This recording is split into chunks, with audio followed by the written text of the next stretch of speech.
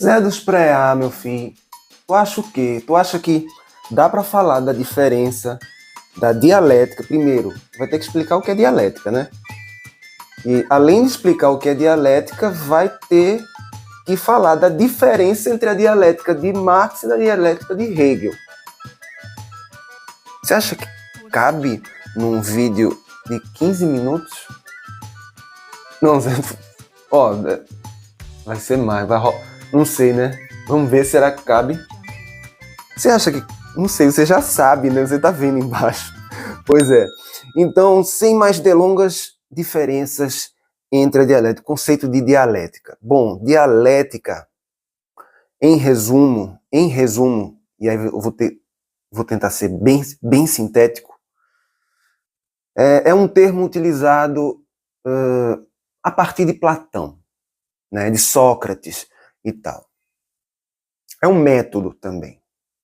Existe um método socrático de dialética.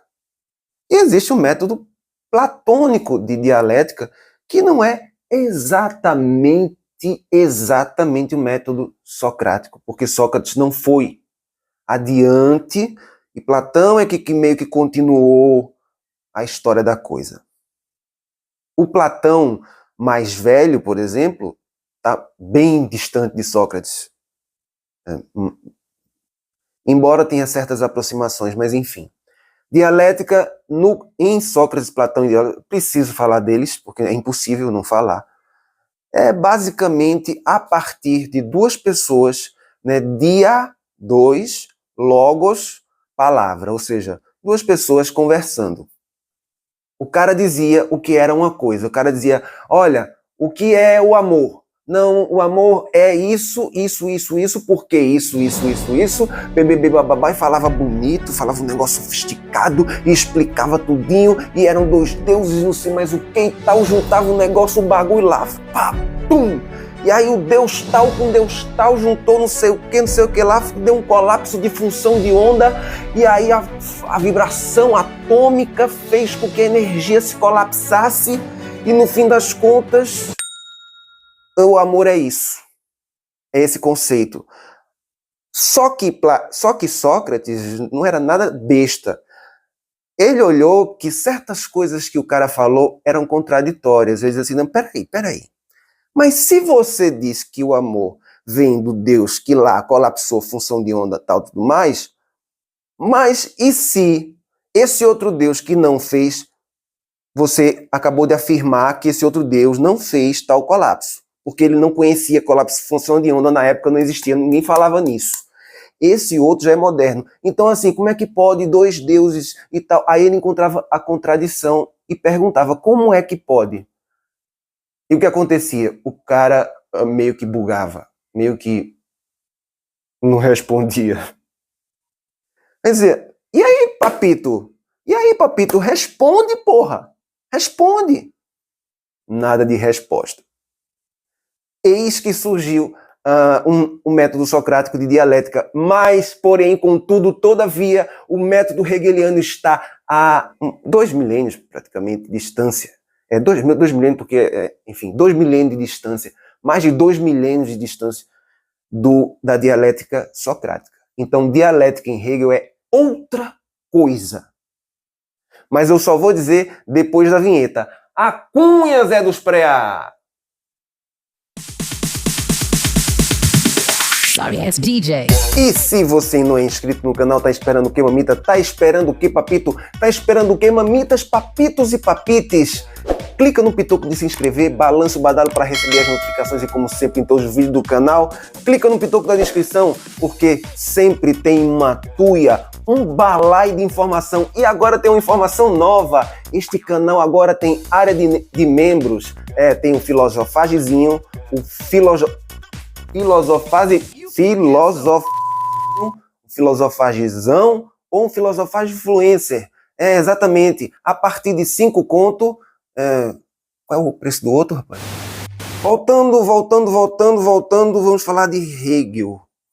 Por que a diferença da... Bem, você viu que dialética em Sócrates é só diálogo e nada mais. Dialética é o estudo da forma, o método de como o diálogo pode resolver a verdade. Se falava na verdade. Então aí partimos de ontologia,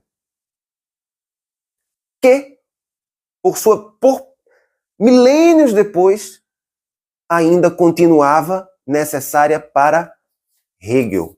E eu recomendo, inclusive, essa obra. É uma obra muito interessante, Conceitos Fundamentais, da editora Vozes, muito interessante. Outra obra que eu indico aqui, Marx, Este Desconhecido, de Michel Lowy, ou Lowe, não sei, da editora Boitempo. E essa obra é uma delícia. É uma delícia. Você vai conhecer um Marx que você não conhece porque não te contaram. Então tem um bocado de coisa aqui interessante. É uma obra pequena, resumida. Claro que você não vai ter um conceito assim, ai meu Deus, eu vou entender o Capital. Eu vou entender. Não, calma. No YouTube você não vai entender. Só se você persistir muito, assistir muitas aulas e tudo mais. E assim, é mais fácil você pegar os autores e depois ler. Enfim, resolva descobrir do seu jeito, mas essa obra aqui você descobre muita coisa. Muita coisa interessante. Mas vamos lá. Voltando a Hegel, ontologia era importante por quê? Porque a fenomenologia do espírito, que é a grandiosa obra de Hegel, que resumia uma espécie de filosofia de tudo. De onde é que você acha que surge essa coisa, tipo, teoria de tudo, né? Mas, enfim, todo mundo quer uma teoria de tudo. E na época, a teoria de tudo da época era essa filosofia de tudo, porque tinha filosofia da história, filosofia da ciência, filosofia, um monte de filosofia de tudo. Tinha filosofia de tudo. Então, ele criou um negócio que abarcava todas as realidades. É tipo, sabe, viagem.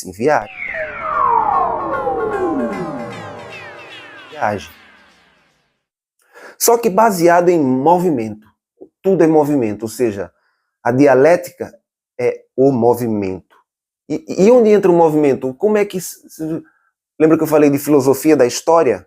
Pois é. Você tem uma filosofia da história e você, ao mesmo tempo, tem uma história da filosofia. Então, em Hegel, você tem essa ideia, já não como Kant, né, que é um filósofo anterior, Immanuel Kant, é um filósofo anterior a Hegel, que estudava as coisas como elas são. Então, se uma coisa era isso, ela era isso, absolutamente isso, e não poderia mudar, e tudo mais. Kant inaugurou um negócio que dizia, não, vamos fazer a crítica, né? Crítica vem do grego, significa quebrar, esmiuçar para poder entender. Pois bem, Kant, ele chegou até aí, ele disse, até onde a ontologia, ou seja, o estudo do ser como ser, e a metafísica, o que vai além da física, atravessa a física, é possível ou não de ser estudado. Isso chegou até aí. E concluiu que não.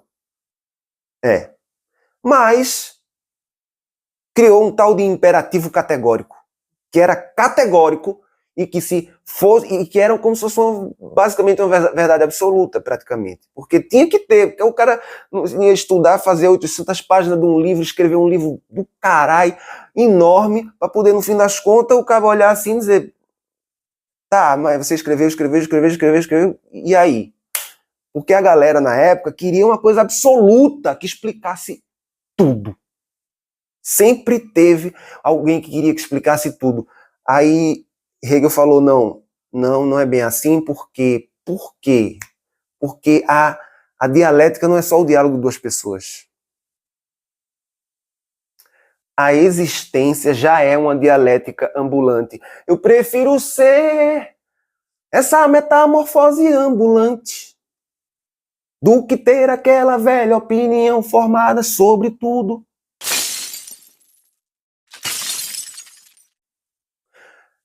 Mas ele não foi o primeiro a falar sobre isso não, papito. Olha, na China, galera, olha, na China, olha, milênios atrás, tá ligado, velho? A galera diz assim, tudo é movimento e já tava ligada nessa parada de que as coisas não são, né? Nem a fotografia, cara. Sabia? Você tem uma foto, a foto tá sobre o efeito da entropia, tá se dissolvendo no espaço-tempo. Só que não aos olhos visíveis, assim, não é visível. Demora muito, é coisa demorada, é demorado. Mas enfim, tudo é movimento, nada está parado, nada está estático. Percebeu? Percebeu? Movimento, tudo é movimento. Então, Hegel disse, peraí, tudo é movimento. Ele lembrou lá de, inclusive na história ocidental, que o povo gosta de separar as coisas, oriental para lá, ocidental para cá. Os orientais são o outro, e eu sou um. Então, os ocidentais são de um jeito, é tudo ser humano, tudo a mesma coisa, sabe? Só que criados em lugares diferentes, é lógico que vão ter comportamentos diferentes. Você tá no meio do mato, você vai se comportar de um jeito. Você está numa cidade, enfim, bem resumidamente, né? Mas vamos lá. Voltando à dialética de Hegel, ainda não cheguei na de Marx, porque... vamos lá. Vamos à dialética de Hegel. As diferenças. Então vamos lá. Não vamos esquecer dialética, porque senão não vou falar das diferenças. Primeira diferença é que você tem um sumário e você vai aprender a ler um sumário agora. Você diz, eu chego numa livraria, aí vai dizer assim, pô, não vou comprar esse livro não, tá muito caro. Eu vou ver o sumário. Ver o sumário, ver o sumário. Do sumário você vê o resto, cara. Por quê? Porque assim, é diferente de ler um romance. Todo mundo pensa que ler uma obra dessa é ler um romance. Então você pega, eu vou ter que ler do capítulo 1, 2, 3, 4. Em seguida, por quê? Porque é um romance, ou então uma novela, que tem romance e tem novela. Que até hoje eu não entendi muito bem a diferença. Enfim, a novela é mais pausada, sei lá, no fim das contas, é tudo a mesma coisa. No fim das contas, enfim, não é. Quando você lê uma obra, por exemplo, de filosofia, uma obra acadêmica, uma obra... Existe muita coisa, inclusive, bem acessível. E, por exemplo, como esse da editora Vozes, claro que tem livros muito mais densos, mais pesados, mas esse livro é bem acessível. Realmente bem acessível. Você pega, por exemplo, não vou comprar porque tá caro. Vai no sumário, cara, sumário. Aí você pega assim, tem uma palavra aqui. Parte 1, o pensamento de Hegel. 1, epistemologia. Que porra é epistemologia?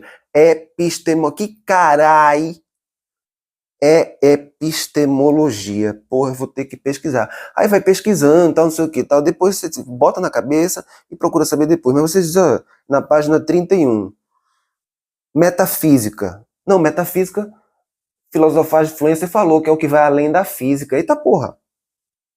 Vamos para metafísica, então? Página 48. Aí o cara vai para a página 48, metafísica. E aí ele vai dar o quê? A metafísica de quem? De Sócrates? De Aristóteles? De Platão? Não, ele vai dar a metafísica como Hegel via. Como é que Hegel... A galera fica assim, fã dos caras, sabe? Tipo, vira fã de Hegel, vira fã de... Porra, Karl Marx é massa. Mas a galera não pode ficar, tipo, tô numa academia assim, sou muito fã de Karl Marx e fico lendo, sabe? Inclusive Marx mesmo diz que não faça isso. Persista no movimento. Hegel não, Hegel já gostava da coisa, tipo, ele tava na boa, assim, ele era um professor, de muita gente, lotava a sala de aula, sabe, era bom, não sei o que tal, o negócio tava bom para ele, tipo, foda-se se, assim, na Prússia da época lá, tudo mais, né, havia um imperialismo que muita gente, enfim, se fudia na vida e tudo mais, ele era um grande professor, e tava tudo bem, tudo de boa na lagoa, né? E era pop, enfim. Mas será que ele... Enfim, não sei. Porque aí começaram a surgir os hegelianos de direita, e os hegelianos de esquerda. Já começou um problema aí. É porque já criou uma dialética da dialética, porque você não pode ter... Ou Hegel pende para um lado, ou Hegel pende para o outro. Hegel não pode... Você não tem dois Hegel. É impossível. Como é que Hegel pensava a epistemologia?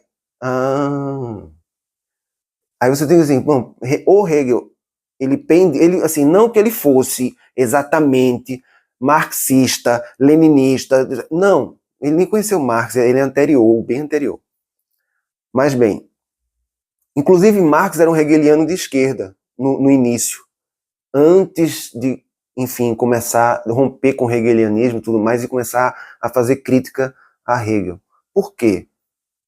Porque Hegel permite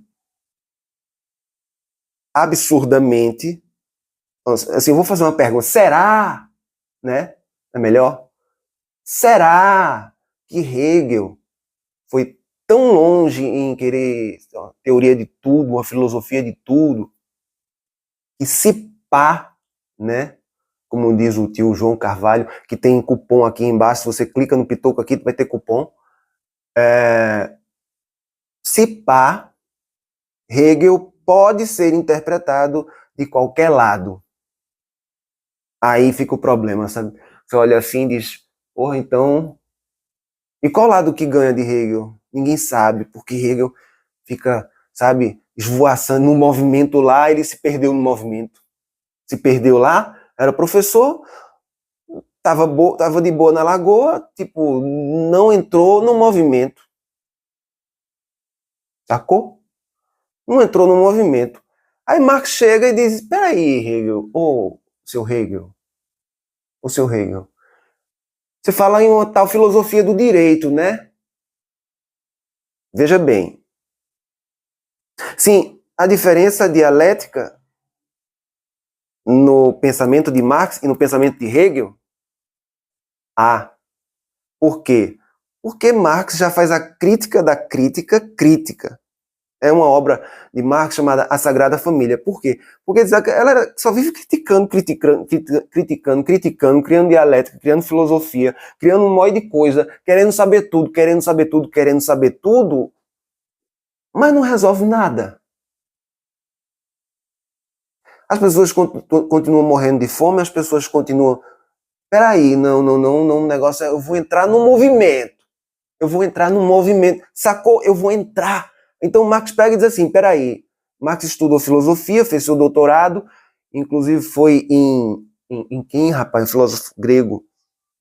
Foi Epiteto? Não, foi... Não lembro, enfim. Mas enfim, fez doutorado e tudo mais. Só que eles... Não é assim. Então, Marx, enquanto Hegel é basicamente um filósofo... Agora, eu falei na tal fenomenologia do espírito, né? Vamos lá. Fenomenologia do espírito. Olha o tamanho do calhamaço dessa bexiga lixa. Essa bexiga lixa é um negócio que o caba só lê se, tipo, tiver sido instruído, assim, com outros livros, tá ligado?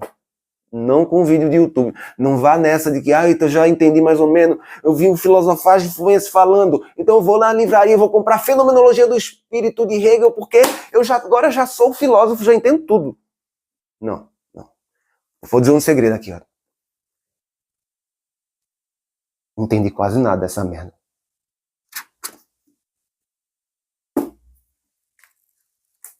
E tem gente que diz que eu não entendi por quê, por exemplo, os hegelianos atuais, pessoas que estudam e se aprofundam em Hegel e tudo mais, dizem que são um romance, cara. Tipo, dizem que isso é um romance. Então Hegel, no fim das contas, era um romântico, como Schopenhauer.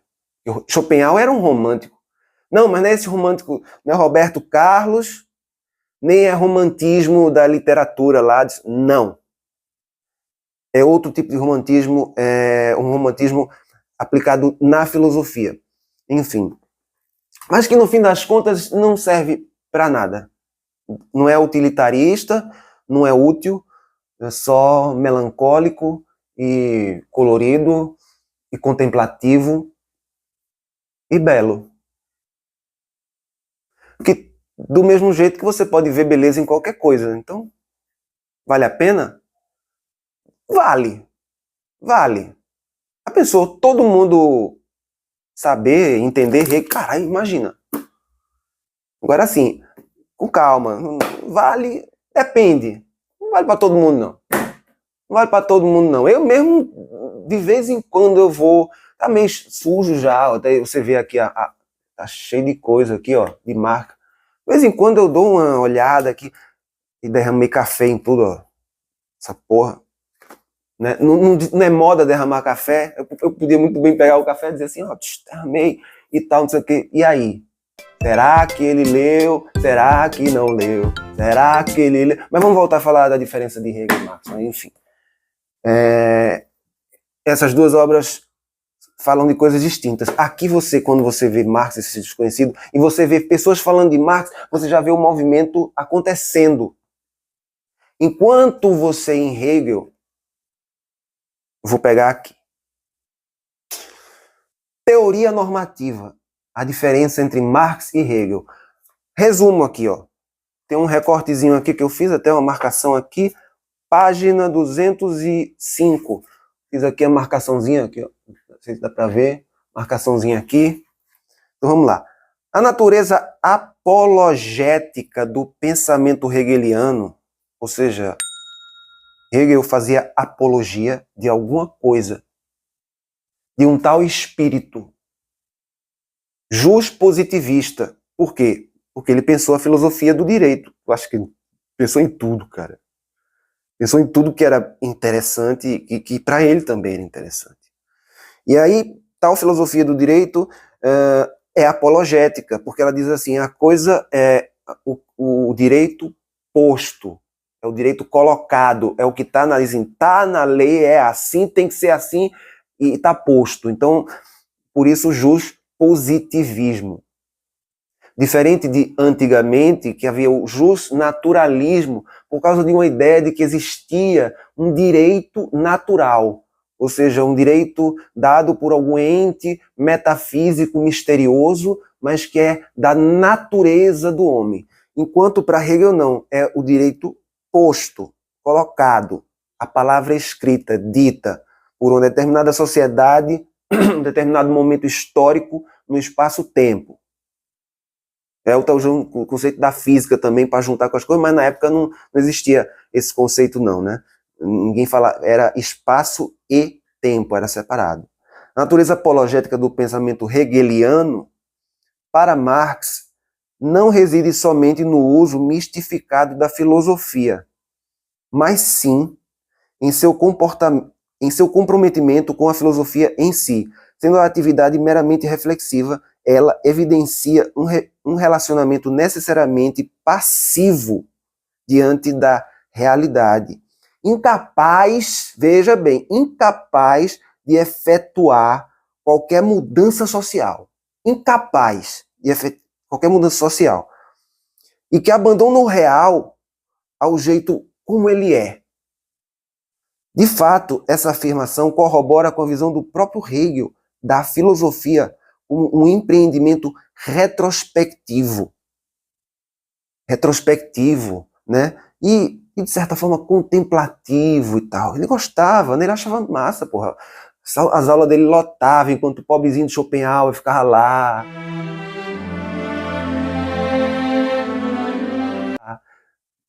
Pouquinha gente e tal. Aí por isso que Schopenhauer era mais tristonho e melancólico. Você lê Schopenhauer, ele só faz xingar as coisas e não sei o quê. Esse velho chato. Sabe aquele velho chato? Pois é. Mas assim, é divertido. De vez em quando ele é irônico e pá, mais romântico, uma coisa. De fato, essa confirmação incapaz de prover, cadê, porra?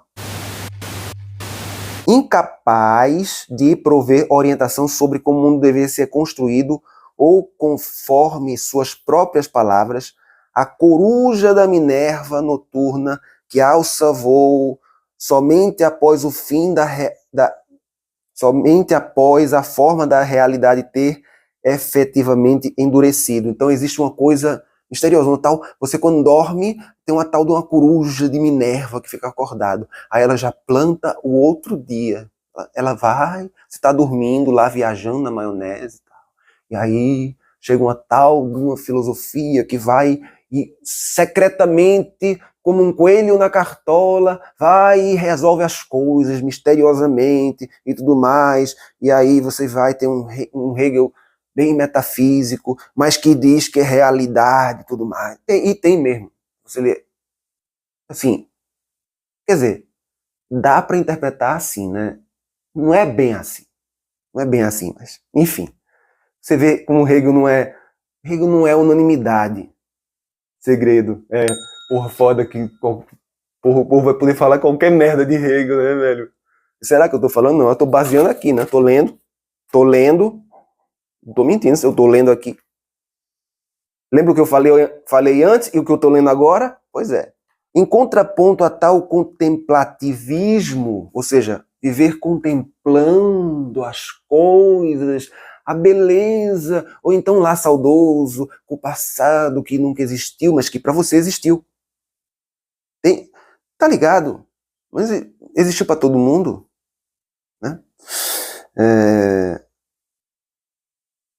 Para tal contemplativismo, Marx postula a prática, a praxis revolucionária. E aí você não... Eita, vai ser um bang bang, revolucionária. Não, cara, calma. Relaxa, papito. Não é assim não. Não é assim não. A revolução, ela parte da ideia. Mas a ideia move o trabalhador. Organizado. Organizado como? Como? É assim, do nada, tipo, vamos se organizar, vamos, e é tudo, da noite pro dia, todo mundo se organiza. Não é assim. Leva tempo, leva estudo, leva reflexão, leva necessidade, muitas vezes. A necessidade move o mundo também. De repente um grupo de pessoas vê uma necessidade e tal e se une e aí faz tal coisa acontecer. Isso é um movimento dialético histórico. Então Marx ele usa a prática, né, revolucionária. Pois bem, essa é a diferença da dialética de Marx e Hegel, porque a diferença é que, enquanto Hegel contempla a dialética, e os hegelianos ficam lendo as obras, dizendo que é um romance, é lindo, é maravilhoso, e tem uma dialética do espírito, e o Aufheben, o primeiro momento é o ser em si, né? Ou seja, o primeiro momento é uma conservação, Zé Mané. a coisa em si. E que coisa em si é essa? Enfim, é o ser em si, né? É uma afirmação de alguma coisa qualquer. E o ser para si é a negação dessa coisa. E um terceiro movimento que é o ser em si para si, onde há uma suprassunção das coisas, as coisas se elevam a um terceiro momento histórico. Ele está lendo a história para trás, de trás até o momento dele. Ele está pegando toda a história e vai reconstruindo de forma filosófica, tudo bela, sabe? O movimento e tudo mais, até o tempo dele, mas não se insere nessa filosofia. Não se mete dentro do movimento, não está nas pessoas, no povo, está encastelado em algum lugar, ministrando aula para um grupo de alunos universitários, tudo mais, aquela coisa toda, mas não está inserido no movimento. Os hegelianos de esquerda talvez neguem e digam não sei o quê, porque ele ensinava as pessoas e tal a fazer os movimentos. Mas e por que os de direita conseguem pegar Hegel também? Em determinada interpretação do direito de Hegel, pode dar, inclusive, em fascismo e nazismo.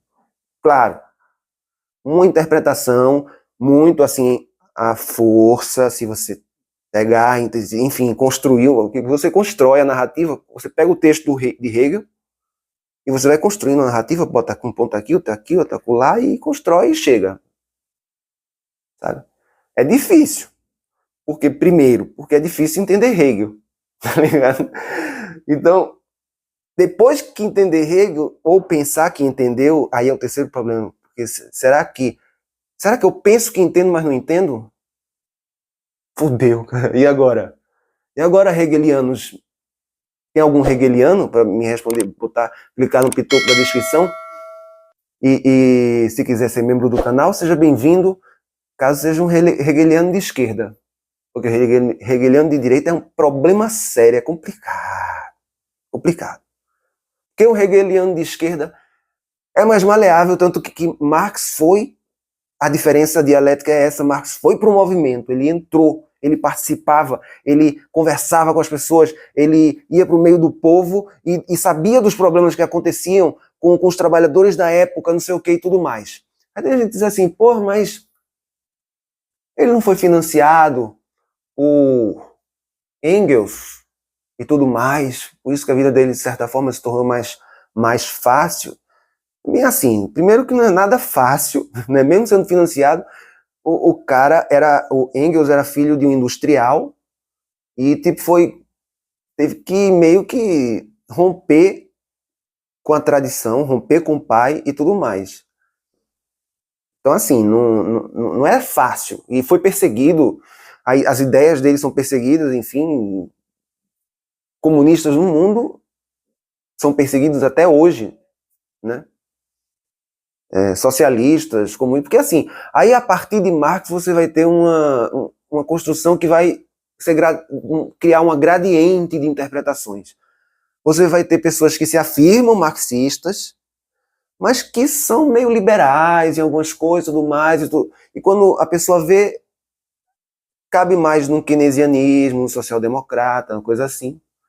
E você vai ver gente que se diz marxista, leninista e tudo mais, dizer uma coisa, e você vai dizer marxista, leninista e tudo mais, dizer outra coisa que contradiz com aquela coisa que o outro falou. E agora? É o problema. Como disse Sócrates, só sei que nada sei. Ele não disse isso não. Ele não disse isso não, Sócrates. Ele disse o seguinte, que a única coisa que ele sabe, e na defesa agora a escrita é totalmente outra, né? Que ele era, que a deusa tinha dito a ele, que Apolo tinha dito a ele, aliás, Apolo tinha dito a ele, que ele sabia de uma coisa só, que não podia ter conhecimento de todas as coisas, que era impossível conhecer tudo, e ele tinha consciência de que não sabia lá muitas coisas. Enfim, só sei que nada sei. Dá um resumo legal, né? É mais fácil dizer, só sei que nada sei. Pois é. Se ele tivesse esse recurso na época, ou tivesse tido esse insight, provavelmente teria dito isso. Só sei de uma coisa, que nada sei.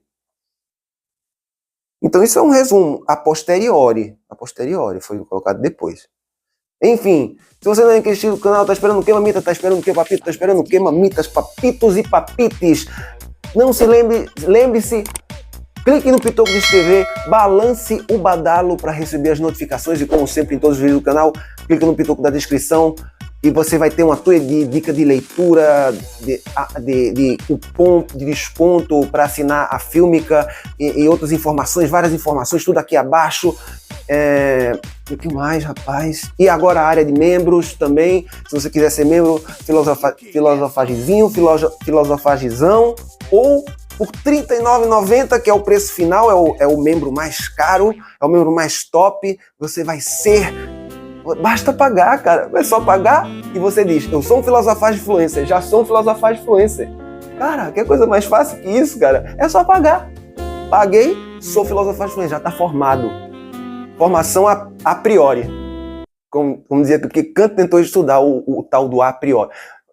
Você perceba, formação é sempre a posteriori, sacou? A priori é uma coisa que Kant estudava. O que será esse a priori? Um ente mágico, não sei o que e tal. Dá uma lida em Kant, é legal, porque aí você começa você vai entendendo a história, usando a filosofia. Usando a filosofia, você entende a história. E são histórias, tudo história, contar narrativas que foram colocadas em livro. Aí as pessoas colocam, isso aqui é o departamento de filosofia. Isso aqui é o departamento de história. Isso aqui é o departamento de biologia. Isso aqui é o departamento de física. Isso aqui é o departamento de não sei o que lá, não sei o que lá, não sei o que lá. E vai biomédicas, biomedicina, biofísica, não sei o que e tal. Aí a galera começa a criar uns departamentos, sei lá, diferentes. Inventar almoxarifados, coaches, não sei o que lá, departamento de tudo que é coisa.